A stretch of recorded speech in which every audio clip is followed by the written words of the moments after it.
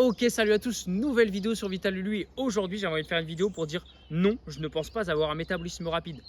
Ok, annoncé comme ça, quand on voit mon allure, vous voyez bien que depuis plusieurs années, j'ai toujours du mal à prendre de la masse, je ne suis pas devenu un colosse. Et d'un autre côté, mon physique est quand même assez sec. Je vous montre quelques images actuelles, donc voilà, avec la bonne lumière. Grosso modo, j'ai un physique assez sec, j'ai du mal à prendre du poids, donc finalement toutes les caractéristiques d'un métabolisme rapide. Je pense avoir des symptômes de métabolisme lent et je vais m'expliquer pourquoi. Déjà, on va redéfinir le métabolisme. Qu'est-ce que c'est? Le métabolisme, c'est l'ensemble des réactions physiques, chimiques qui ont lieu dans le corps dans le but de produire de l'énergie, le catabolisme, ou de stocker de l'énergie, régénérer les tissus, etc. L'anabolisme. Grosso modo, quand on parle de métabolisme, on entend parler de deux types, le métabolisme rapide et le métabolisme lent. Logiquement, qu'est-ce qu'un métabolisme rapide? Beaucoup de réactions dans le corps, donc forcément beaucoup de chaleur dégagée, puisque la chaleur en physique, c'est des joules, évidemment. Non, des joules J-O-U-L-E-S. Plus on a de réactions dans le corps, plus on a chaud. Donc généralement, les gens qui ont un métabolisme rapide, c'est des personnes qui vont très souvent avoir chaud. Quand on leur serre la main, ils sont généralement chauds aux mains.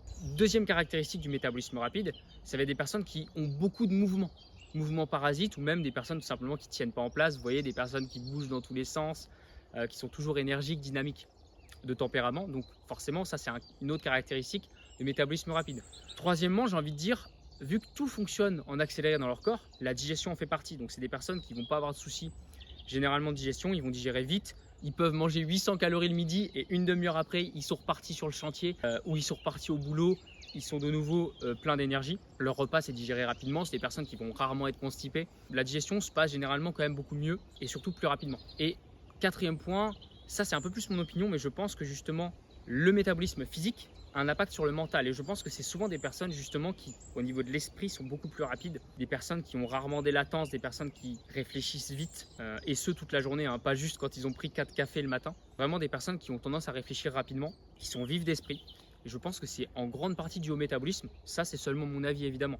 Il y a d'autres paramètres mentaux, évidemment. Moi, je ne suis pas psychologue, mais je pense que ça joue énormément sur le mental, sur le métabolisme. Et évidemment, dernière caractéristique d'une personne ayant un métabolisme rapide, c'est des personnes qui ont du mal à prendre du poids. Leur corps brûle tellement d'énergie dans la journée que pour compenser toute cette perte, il va falloir manger énormément pour réussir à prendre du poids. Bref, voilà tout pour le métabolisme rapide. De l'autre côté, on a le métabolisme lent. Le métabolisme lent, forcément, moins de réactions chimiques par unité de temps, moins de chaleur dégagée, donc des personnes souvent qui vont avoir froid aux mains, froid aux pieds, très souvent les extrémités. Ils vont se plaindre souvent d'avoir froid, même quand on est en plein été souvent.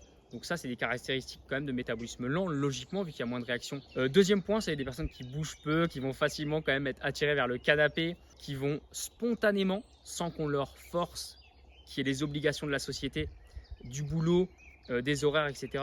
Quand on les observe, ces personnes-là, logiquement, un week-end, un moment où ils n'ont rien à faire, ils vont quand même être spontanément attirés vers le canapé, vers le fait de ne pas bouger, vers le fait d'être en mode récup, puisqu'ils sont plutôt fatigués. Troisième point du métabolisme lent, ça va être des personnes qui vont justement avoir une digestion lente, logiquement.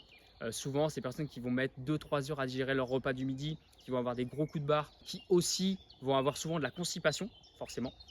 Et quatrième point, encore une fois, encore selon mon avis, des personnes qui, au niveau de l'esprit, du cerveau, vont avoir des latences, vont réfléchir lentement, avoir du mal avec les conversations où ça va vite. Ils vont se sentir souvent dépassés, ils vont souvent pas comprendre les blagues, par exemple. Encore une fois, c'est mon avis, parce que ne pas comprendre les blagues, avoir du mal socialement, ça peut être aussi dû à certains troubles. Selon moi, le métabolisme joue un rôle énorme dans justement ces troubles sociaux.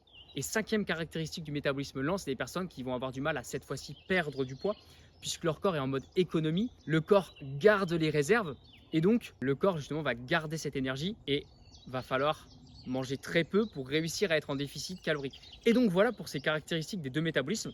Et en fait, moi je me dis, ok, d'un côté j'ai du mal à prendre du poids, je suis sec, musclé, donc je me situe du côté normalement métabolisme rapide, mais en même temps, j'ai souvent froid aux mains, je vous en ai parlé sur la vidéo sur le froid. Même maintenant, actuellement, je trouve que j'ai quand même très souvent froid aux mains et aux pieds, alors que franchement, on a un début de printemps magnifique, exceptionnel. De l'autre côté, j'ai souvent de la constipation, j'ai souvent une digestion lente, du brouillard mental, des gros coups de fatigue, alors que pourtant, je mange depuis début mars, je vous ai dit, je calcule mes calories, 3200-3300 calories, donc ça ne peut pas être expliqué par ça. J'ai encore quand même ces soucis-là, un peu moins quand même depuis que je mange plus, mais toujours encore un peu ces soucis-là.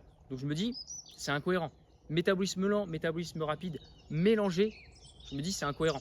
Et si on regarde, posez-vous bien la question, mais on peut observer, moi c'est typiquement un profil que j'observe, C'est-à-dire, on connaît tous quelqu'un dans notre entourage qui est chaleureux, quelqu'un qui a un tempérament sanguin. Vous savez, cette personne, souvent, quelqu'un qui généralement est plutôt costaud, justement, a du mal à perdre du poids, à perdre du gras. Mais ce genre de personne qui, quand on lui serre la main, il a tout le temps chaud aux mains. Ce genre de personne qui raconte tout le temps des conneries, qui est tout le temps jovial, qui a tout le temps beaucoup d'énergie toute la journée, même s'il dort peu, au final, on a des symptômes du métabolisme rapide, la chaleur, la jovialité, le mouvement, le fait d'avoir tout le temps de l'énergie, et de l'autre côté, du mal à perdre du poids.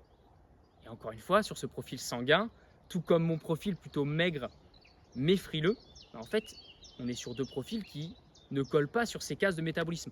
Donc tout simplement, la vidéo d'aujourd'hui, c'était justement pour amener à débat sur cette notion de métabolisme. Ok, c'est bien, on a parlé des soucis, mais maintenant, on va parler des solutions justement pour pouvoir optimiser mon métabolisme. Le premier point, ça va être le sommeil. Le sommeil, comme on sait, c'est vraiment un pilier de santé. Je le place en numéro 1 parce que je pense que j'ai beaucoup de choses justement à changer. Des choses que j'ai déjà commencé à changer sur le sommeil. Le premier point sur le sommeil, c'est la mise en place d'une routine de sommeil. Donc, premièrement, c'est une routine de sommeil de 22h30 jusqu'à 23h30 dans le but de réussir à m'endormir à 23h30. Sachant qu'actuellement, j'arrive pas à m'endormir avant minuit 30. Voilà, c'est comme ça, c'est mon rythme. Le but, c'est de réussir à le décaler un peu plus tôt, puisque justement, il est prouvé que les heures où on a du sommeil profond, c'est généralement entre 22 à 3 heures du mat et que c'est quasiment pareil entre guillemets. Certaines études disent que c'est vraiment pareil chez tout le monde. Donc en gros, voilà pourquoi je cherche à avoir plus de sommeil profond pour justement optimiser ma santé et optimiser mon métabolisme. Deuxième point sur le sommeil, c'est la durée, tout simplement réussir à dormir 8 heures, mais je pense que ça rejoint surtout le premier. Mais en gros, c'est le fait que mon réveil sonne dans 8h30 pour que j'ai vraiment 8 heures de sommeil. Troisième point sur le sommeil, je pense que je le mets en 3, mais c'est un des plus importants. C'est le fait de peu manger, voire de ne pas manger le soir quand je rentre trop tard du boulot, sachant que je travaille à mi-temps au McDonald's. Voilà, je vais le dire directement, j'ai pas de honte. Ouais, je suis coach sportif à mi-temps et je travaille au McDo. Oui, ok. Mais en tout cas, ça m'arrive des fois de rentrer à finir à 22h, finir à 22h30. Et là, ce que je veux me dire, c'est que dès que je rentre à 22h30 ou après, évidemment, on est en mode routine de sommeil, donc pas de calories, je mange rien. S'il est 22h, je mange un tout petit truc, 200, 300 calories, un tout petit repas avec du riz ou du poisson, un truc comme ça. Mais vraiment, le but, c'est de manger très peu, voire ne pas manger le soir, quelquefois jeûner le soir, parce que justement, la digestion a tendance à perturber le sommeil et c'est en plus une habitude que j'ai pris l'année dernière. Vraiment, c'est très souvent le moment où je mangeais la majorité de mes calories, c'était le soir. Et des fois, quand je rentrais tard, quand je travaillais à l'Orange Bleu à Vire, souvent, je rentrais à 21h30, je mangeais 1000 calories vers 22h. Très mauvais pour le sommeil. Le deuxième point pour optimiser mon métabolisme, ça va être le fait de faire de la flexibilité métabolique.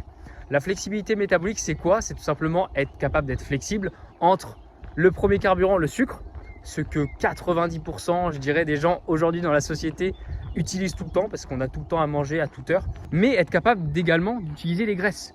Pourquoi être capable d'utiliser les graisses? Déjà parce que si on n'utilise que les sucres, au bout d'un moment, on devient très fragile. On n'est pas adaptable quand on va chez des gens, quand on doit bosser par exemple toute une journée, qu'on ne peut pas vraiment s'arrêter manger. C'est bien d'être capable justement de switcher facilement sur les graisses, donc d'avoir un corps anti-fragile, j'ai envie de dire, qui s'adapte à son environnement. Plutôt que, en fait, ça va être chiant si ça fait 5 heures que j'ai pas mangé de sucre, de glucides et que je commence à avoir froid, je commence à être en PLS. En fait, ça va commencer à être très chiant, voilà, tout simplement. Et deuxième arme pour la flexibilité métabolique, ça va être le fait de refaire du jeûne intermittent et notamment du jeûne intermittent le soir, puisque j'ai observé ces dernières années que vraiment le jeûne intermittent le matin, ça ne me correspondait pas du tout. J'avais souvent de la frilosité, du brouillard mental. C'est vrai qu'on entend beaucoup de gens dire oui, c'est mauvais de prendre le petit-déj, l'être humain n'est pas fait pour ça. Je ne sais pas quel être humain je suis, mais en tout cas pour moi le jeûne intermittent le matin ne fonctionne pas, donc je vais faire plus de jeûne intermittent le soir. Et comme je vous ai dit, vu que je travaille au McDo, très souvent je rentre à 22h, 22h15, pas mal de soir. Le but, ça va être évidemment quand je rentre à ces heures-là de ne pas manger le soir. Je vais me viser au moins 2 fois par semaine de jeûne intermittent le soir. Troisième point, maintenant, on va passer sur des modifications sur l'alimentation. Actuellement, j'ai une diète toujours à 3300 calories à base d'aliments plutôt bruts. Mais alors là, j'ai fait une grosse erreur, je vous l'avoue, pendant le mois de mars. Pour avoir mes calories, j'étais obligé de manger, je vais être honnête avec vous, au moins 50-60 grammes par jour en moyenne de chocolat blanc aux noisettes ou de chocolat au lait aux noisettes. C'était le seul moyen que j'ai trouvé justement pour réussir à atteindre ce quota de calories. Mais au final, c'est mauvais, c'est du sucre transformé, c'est mauvais pour le microbiote, c'est mauvais pour la santé. Donc premier point sur l'alimentation, je vais arrêter ça et à la place, je vais faire des barres de céréales. J'en ai déjà fait des barres de céréales maison ou des granolas ou même des petits gâteaux maison avec de la farine de sarrasin, éviter évidemment le gluten. Dans l'alimentation, ce que je vais aussi incorporer plus, c'est les fibres et les aliments fermentés. Ça, c'est justement pour cette histoire de digestion. Je ne sais pas si je l'ai dit, mais justement, j'ai souvent des soucis de digestion lente, de constipation. Donc, ajouter plus de fibres, ça va être une bonne astuce. Sachant que je mange quand même beaucoup de riz, Le matin, je me fais des pancakes de sarrasin, mais au final, ça ressemble plus à des pneus vu la texture, pour reprendre le terme de Lucas Guif. Bref, mais en tout cas, j'ai besoin de manger plus de fibres justement pour réussir à avoir une meilleure santé intestinale. Et pour ça, j'ai acheté des légumes surgelés. Franchement, les gars, les légumes surgelés, c'est excellent. Ça permet d'ajouter des fibres à pas cher.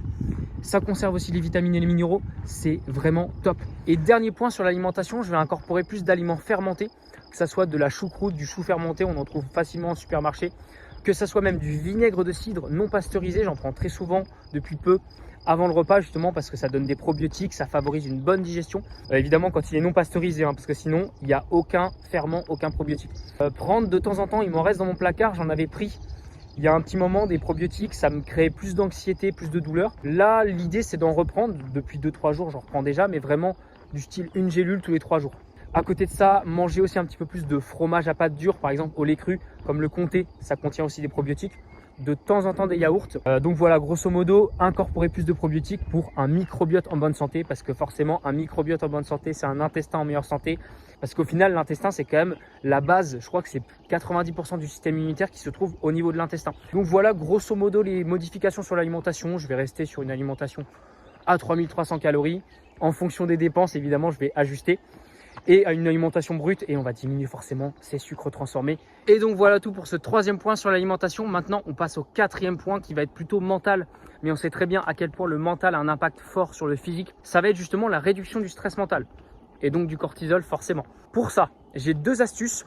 La première arme, ça va être le fait justement de mieux m'organiser. Si cette vidéo sort et qu'on est mardi 22 avril, c'est que je me suis mieux organisé ce week-end justement pour réussir à la monter et à la sortir. Bref, mais en tout cas, c'est surtout, je parle de 2 journées, très souvent le mardi et le samedi. En fait, je vais avoir tendance à faire ma séance au moment où je me sens prêt, au moment où je me sens bien dans l'après-midi. Et au final, je m'entraîne à 15 h, je finis, il est 17 h, je finis dans le speed, je fais mal ou je fais pas les derniers exercices. Je dois souvent manger dans le speed pour justement après aller bosser au McDo, souvent vers 18 h et quelques. Et au final, ça, c'est quand même une mauvaise habitude que j'ai pris malgré moi, qui justement me met dans le stress, fait que je mange dans le speed. Donc du coup, s'organiser, heure de séance planifiée, 14 h 30. Évidemment, si je bosse pas dans ces heures-là, mais 14 h 30 à chaque fois, maintenant le mardi et le samedi, pour les entraînements. Donc mieux m'organiser justement pour réduire la charge mentale, le stress mental et mieux pouvoir manger mes repas, manger mes calories en étant dans le calme.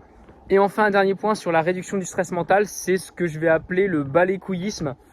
Tout simplement, ça veut dire en fait le fait de pas trop se prendre la tête, que ça soit même pour les vidéos, que ça soit au boulot, de pas trop se mettre la pression, de prendre les choses simplement telles qu'elles sont, d'être dans une démarche voilà, plus spontanée, plus d'énergie spontanée, comment dire, de vraiment moins se prendre la tête, de se dire que rien n'est vraiment grave, à part quand c'est grave, bref, mais que la plupart des choses dans notre vie, en fait, c'est quand même beaucoup plus de stress qu'on se met mentalement et que ce sont des choses qui n'existent pas vraiment. Bref, de se dire ça au quotidien pour justement réussir à diminuer la pression, diminuer le stress, de se dire que dans tous les cas, si on n'est pas à un endroit, c'est que c'était pas un endroit fait pour nous et de pas forcer, que ce soit dans les relations, que ce soit au boulot, même sur un projet qui ne nous corresponde pas.